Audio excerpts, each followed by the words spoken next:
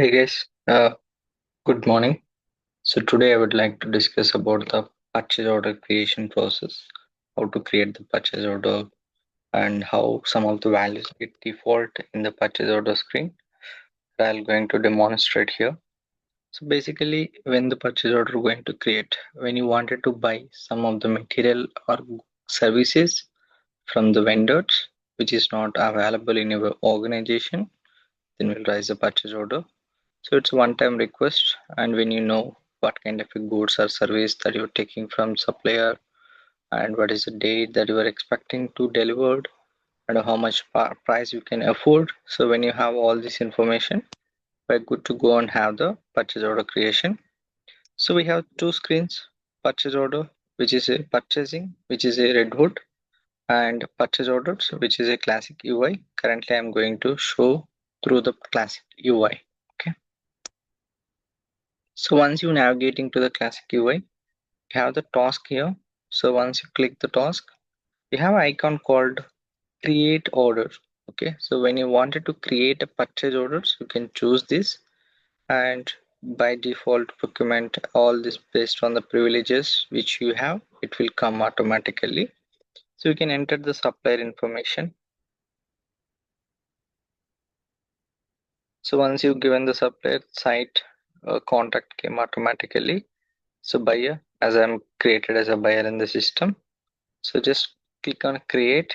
It will take you into the purchase order screen.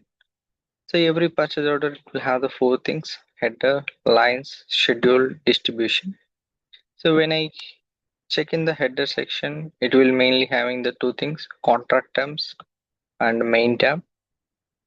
Okay, so if you have any contracts, you can just attach those contracts here. And when it comes to the PO number has been generated, how this PO number gets generated in the system. Okay, let me go back in the configuration window, the procurement business function, just put all the tasks. There is a procurement manage procurement document numbering. Okay, so here you can set up your rules, and as we are looking for the purchase order, so just coming into the purchase order determination value.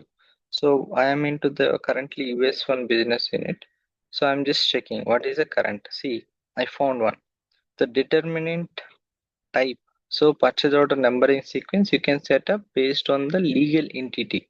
So if you have 10 legal entities, each legal entities you can maintain the different sequence number.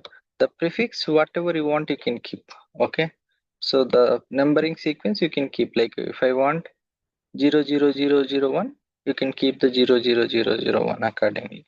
If you want any suffix, and you can maintain that also. So currently the next PO number going to be generated is PO 28. Currently we are in the 27. So that's why it gave us a 27. Okay. So it communication method and communication email came from the supplier setup. Okay, by default. If I go to the supplier, if I go to the site, so click on edit. So if you scroll down, if you see the communication method is there. So its email is enabled and email address is there. That's why you have that option. Okay. So otherwise, if you disable that, you don't see this information. Okay. So just scroll down. There is a terms required acknowledgement. It is saying yes. Okay. So why it came as, because of required acknowledgement you kept as a document. Okay, and also by default it has 7 days. That's why it has a 7 days acknowledgement required in the 7 days from the supplier. And when you scroll down little bit, you don't find any ship method, freight term, FOB, but in the order by default it has these values. How these values came into the place? Okay, let's, so pay and receipt as it is enabled here, you could see here also. Okay, the previous screen. So let me go back to the how the payment term FOB ship method came to the order. Okay.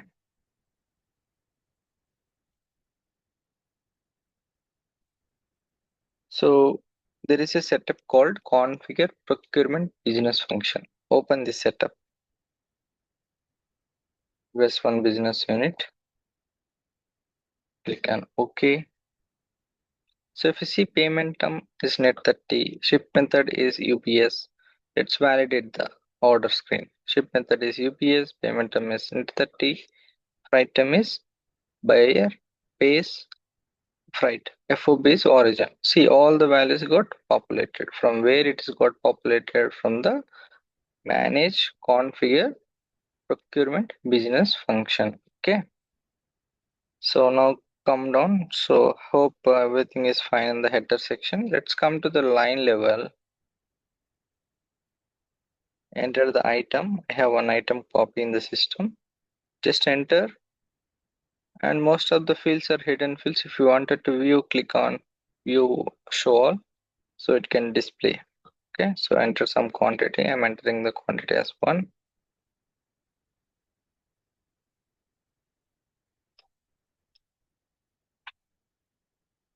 Okay, so just scroll if you wanted to see anything. So discount type, if you wanted to give any discount, you can. So I'm just updating the price, 10 rupees. And if you wanted to enter the request date, just put I want this in the next week. The destination type is inventory because of this is the inventory item. That's why. If you wanted to give any sub inventory, you can keep the sub inventory also. And these are the matching options and invoice close tolerances, and yeah, fine. And go to the schedule and where you wanted to deliver this material. So the location is Seattle. Okay, so that's fine.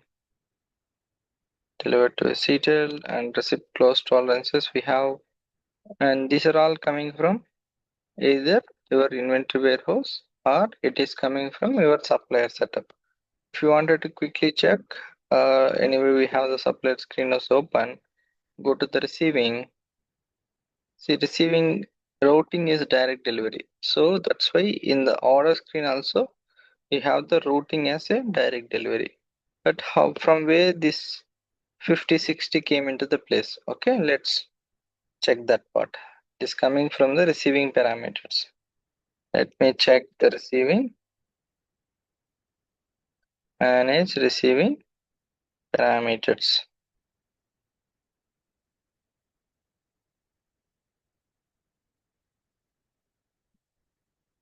001 is a warehouse. Just change the warehouse.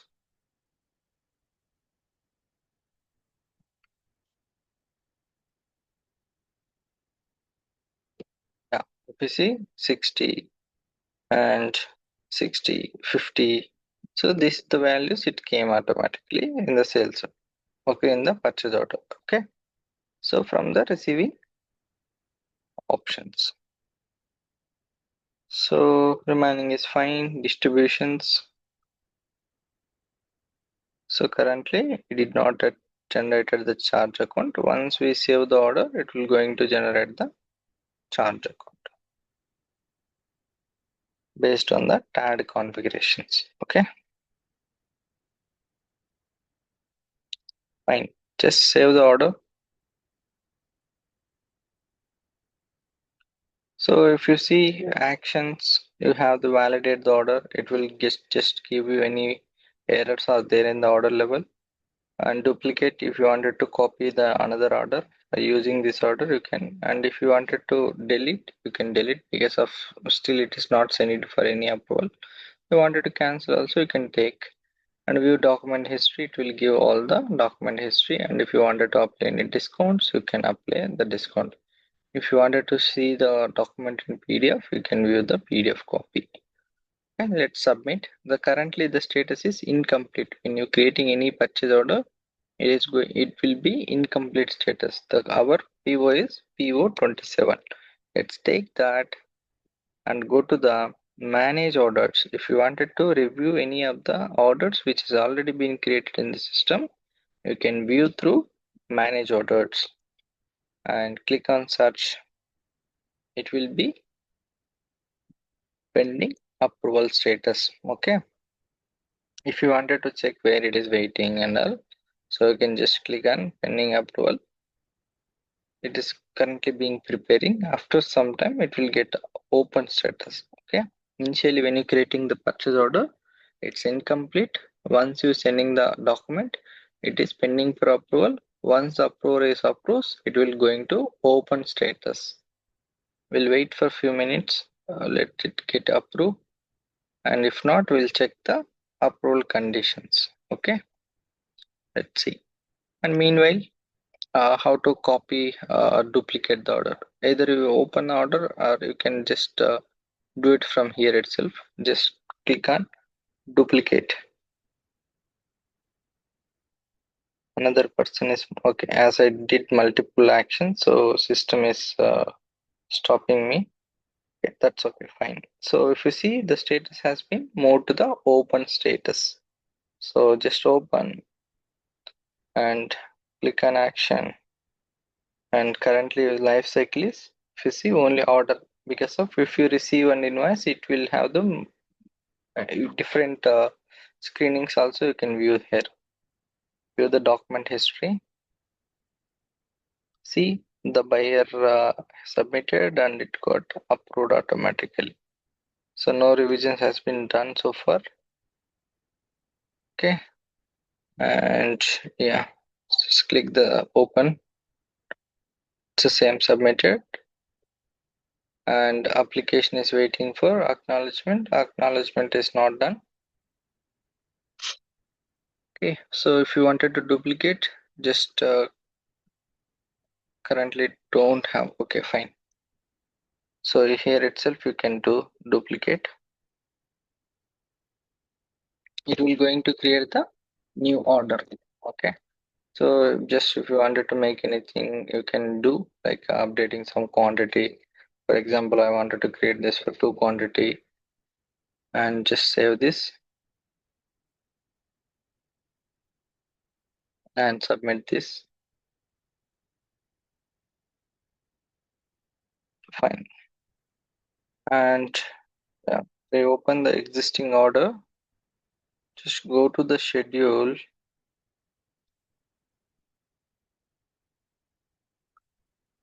Okay, schedule status also we have open.